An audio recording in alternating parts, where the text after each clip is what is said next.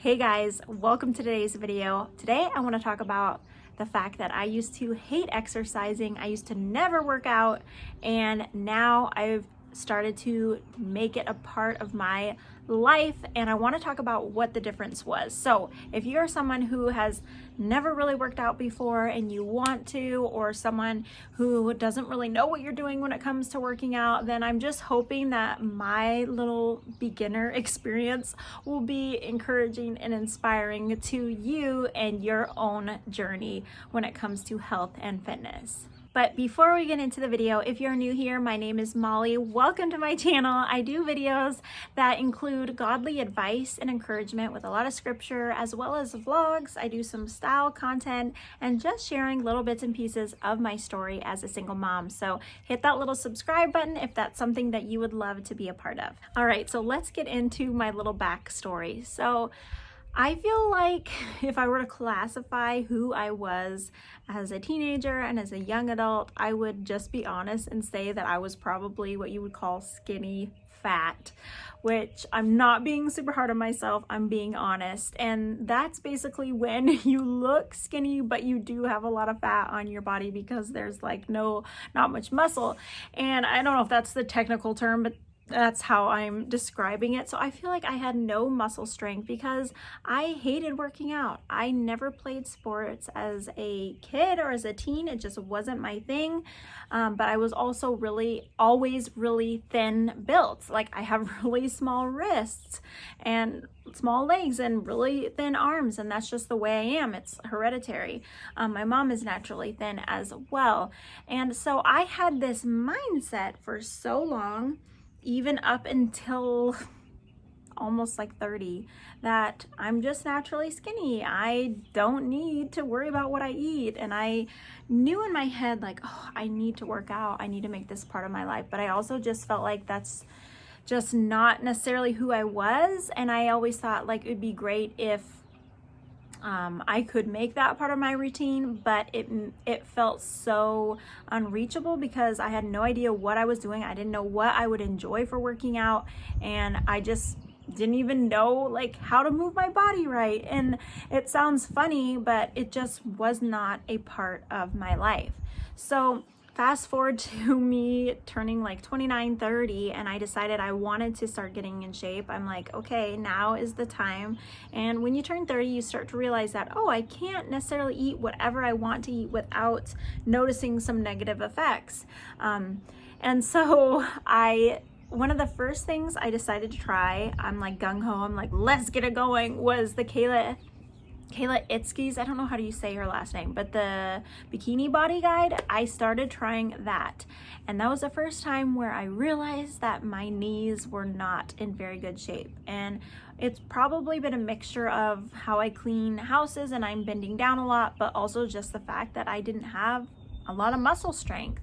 And so I had to stop doing that workout program because my knees started really hurting and I got discouraged. And so I took a break doing that for a while. Kayla Itzke's stuff is like very high intensity, like HIIT kind of workouts. And then I decided to try Tone It Up, which is another like Instagram kind of workout program that has a really awesome app. And I actually really love Tone It Up. I thought it was one of my favorites so far that I have tried. But again, it was hard workouts and my body wasn't ready for that, and my knees started hurting me again.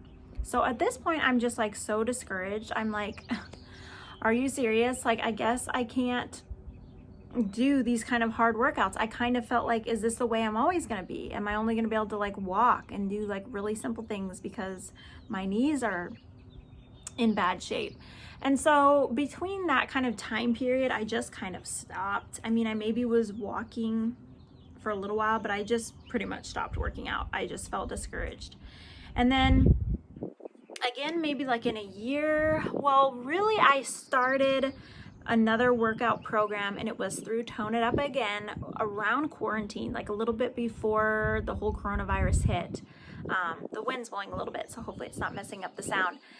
Before coronavirus hit, I started a Tone It Up program, and I was like, okay, I'm gonna go more simple this time. I'm not gonna do something really hard since obviously my body's not ready for that. And I tried the postpartum program. that they have. So I'm thinking this should be easy. Like it's been a long time since I've had my kids. Cole was like, what, 5 at that time? I'm like, this should be easy. So you start this program and it starts really easy, where you'll do like some yoga and some strength and, you know, arms and legs and that kind of stuff, but then, and walking, but then you work your way up to running. And I had never ran before, and I had always had the impression that I hate running. I'm not a runner, I hate running. Well, I started running and I was like, this is actually really fun. I like this. And at the end of the goal, some of you that are watching this that do work out consistently might think this is silly, but the end of the program, I said goal, but program, you were supposed to be able to run a 5K at the very end, and I was excited to reach that goal. And I had even been talking to one of my really good friends, saying that maybe we would run like a race together at some point, because she's really into running, and I was just really excited about that. Well, again, guess what happened? My knees started hurting me again. And we went on this trip to Idaho, and the back of my legs, like hamstring area, I would show you, but just back here, this area started just being so tight and like hurting a lot. And I was supposed to keep doing that program while we were gone in Idaho for a week, and I just like had to stop. I was really uncomfortable. That time, I didn't even know that much about working out at all. You know, if you've never done sports as a kid and you've never made working out a part of your life, you don't know how your muscles work, how certain exercises work more muscles than others. I didn't know anything. So it wasn't until later that I knew that I found out that running is quad dominant. So the front of your upper legs, and it works a lot of that. And if your hamstrings are really weak, then that can put a lot of pressure on your knees. All these things I didn't know. So I stopped again that program, very discouraged again. And then at that point, I have a friend, my friend Nate, who is a health and fitness coach, and he was offering really affordable fitness coaching sessions during COVID, and they were just like a steal of a deal. So I was like, you know what, maybe I just need help from a friend. And I did some sessions with him, told him what was going on with my knees and all of that, and he gave me some basic exercises to start working on. So I started doing that, and I also, I think around that time, or maybe it was before that, I started going to physical therapy for pelvic floor stuff to strengthen my pelvic floor. And so the combination of those two things were awesome, because I'm getting this like a lot of wisdom on how to work out, and also just talking to my other friends. So I'm having multitude of like wisdom and learning from all these different people, and it started slowly but surely to make a difference. And at that point, I began to realize that it's like slow and steady wins the race. So my concept of like, I just want to get in there, I want to do like these HIIT workouts when I've never worked out before and have no muscle mass, was not the way to do it. But working your way slowly up to where you want to be is the way to do it, so that you don't burn yourself out and injure yourself. And then, like what happened to me, you have to stop for an extended period of time, and then you have to start all over again. So that was huge. And since then, of me having my friend Nate coach me, I've been in a much better place physically, because I found out, yeah, my hamstrings, the back of my legs, are very tight. So running may not be the best thing for me to do all the time.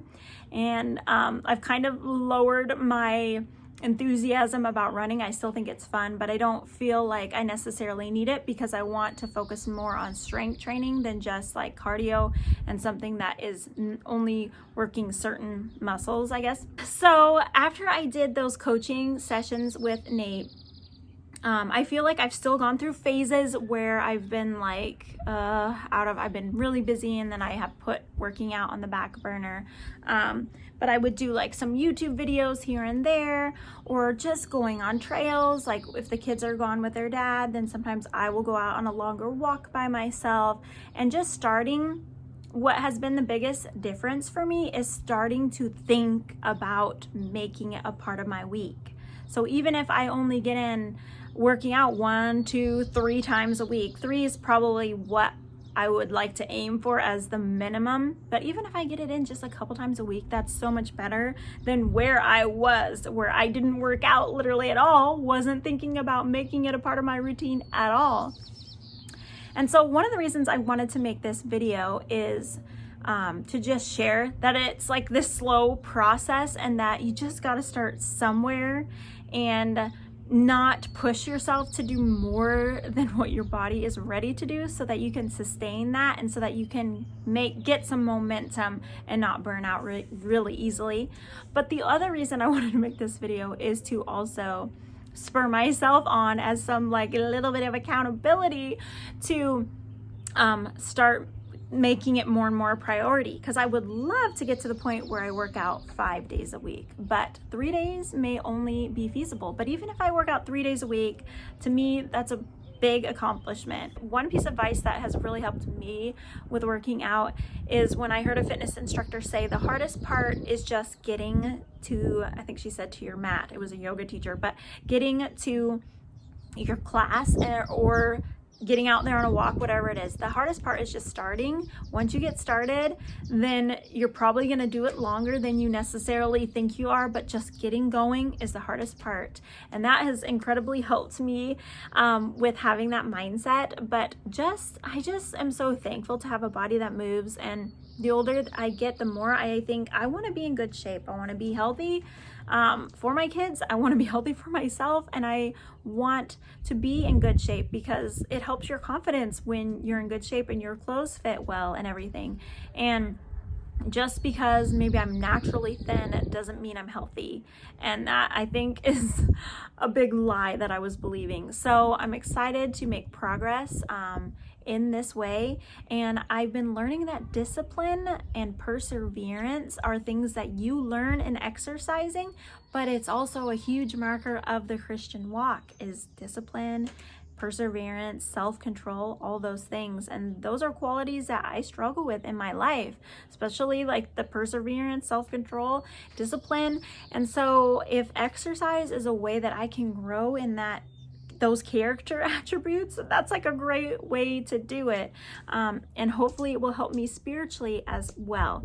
So that's what I wanted to share with you guys. I hope that you enjoyed this little video. There's a hummingbird right over there.